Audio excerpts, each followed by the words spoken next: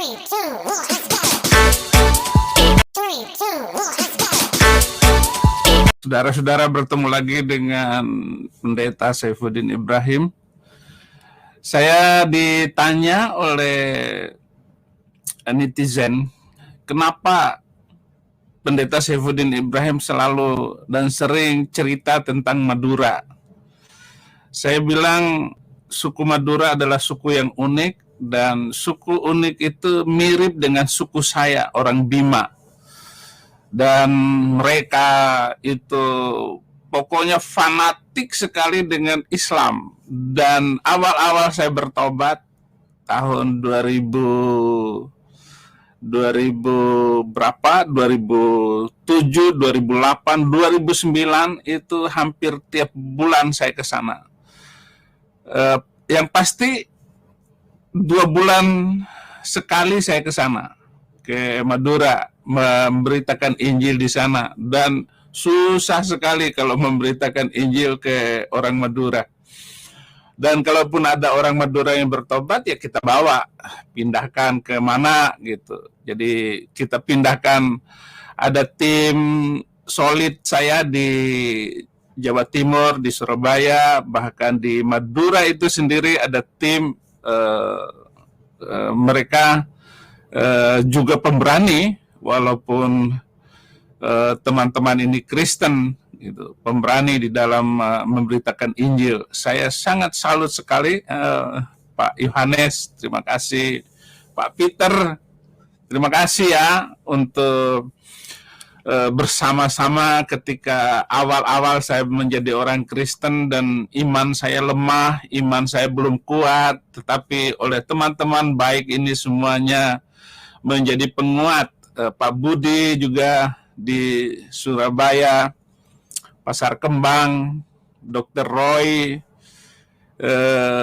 semua terima kasih. Apalagi hamba Tuhan Pak Darmanto itu orang yang sangat-sangat spesial di dalam awal-awal saya bertobat. Jadi saya itu sungguh mendapatkan kekuatan iman itu karena dikelilingi oleh orang-orang yang benar-benar memberikan hidupnya juga, membagi hidupnya dengan saya. Jadi bukan saja membagi uang, membagi tenaga, makan dan minum, pakaian gitu. Tapi juga mereka membagi hidupnya dengan saya. Sehingga saya menikmati awal-awal saya menjadi orang Kristen, dan saya menjadi kuat di dalam melayani itu. Bayangkan, sampai selama 2 tahun itu saya bisa memenangkan 350 Muslim, dan saya catat namanya mereka. Saya bilang bahwa ini bukan pindah agama, tapi pindah dari ketidakpastian menuju hidup yang pasti, karena kepastian masuk surga itu hanya ikut Yesus. Nggak usah pindah agama, tetap aja KTP-mu Islam, tetap aja kamu pakai jilbab, pakai songkok, pakai baju koko, silakan, nggak ada urusan itu semua. Di Kristen itu nggak ada restoran Kristen, nggak ada hotel Kristen, nggak ada baju Kristen, makanan Kristen, nggak ada. Semua makanan halal, semua yang dimakan itu halal, dikuduskan dengan doa dan ucapan syukur. Mau makan apa saja, silakan. Lu mau makan batu boleh, asal kuat gigimu. Gitu. Nggak ada urusan yang begitu-begitu. Karena masuk surga itu urusan damai sukacita. Kalau ada damai sukacita di hatimu tanpa membenci siapapun, nah itu sudah masuk surga. Sudah ada menjadi orang surga.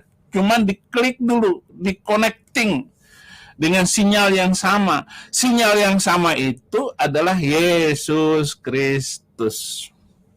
Saudara-saudara, saya mulai cerita Madura sekarang. Jadi banyak sekali saya kumpulkan cerita dari Madura, dan saya ketemu juga dengan anak-anak. Saya dengerin cerita mereka gitu.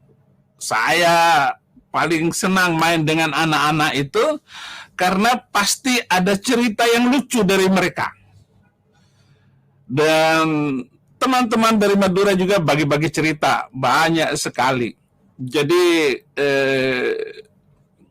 kita cerita dulu yang pertama. Jadi orang Madura itu kalau naik motor itu pakai sarung gitu, pakai sarung.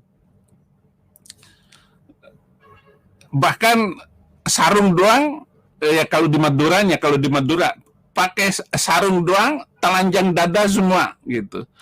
Itu orang Madura sampai begitu.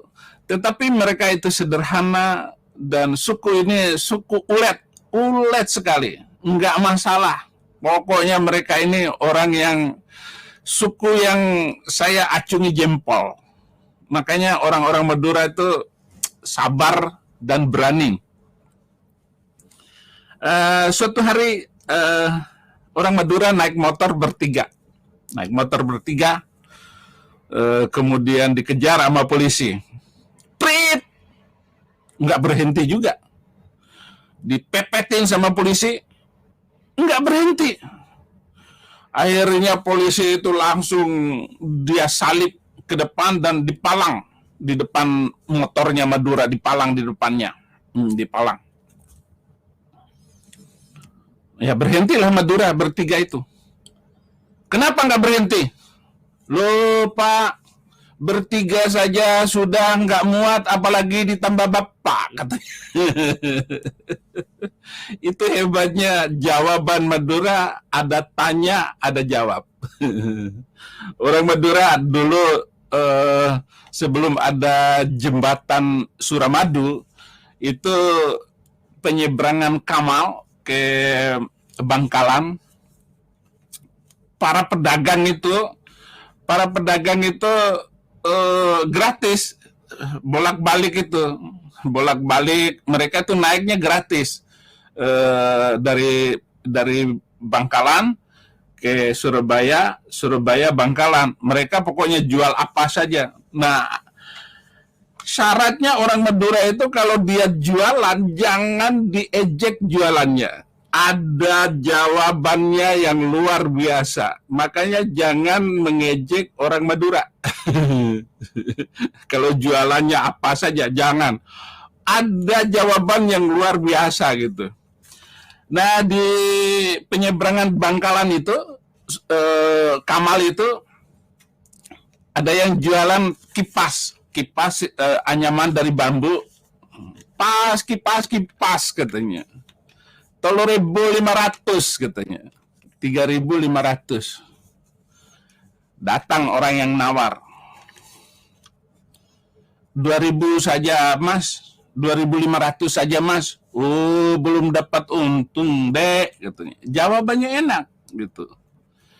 Tapi ketika yang nawar itu ngomong, udah lemas, 2.500 saja, jangan banyak-banyak katanya. Oh, untungnya cuma sedikit, Dek, hanya sesendok nasi katanya. Hanya 1 sendok nasi saja untungnya.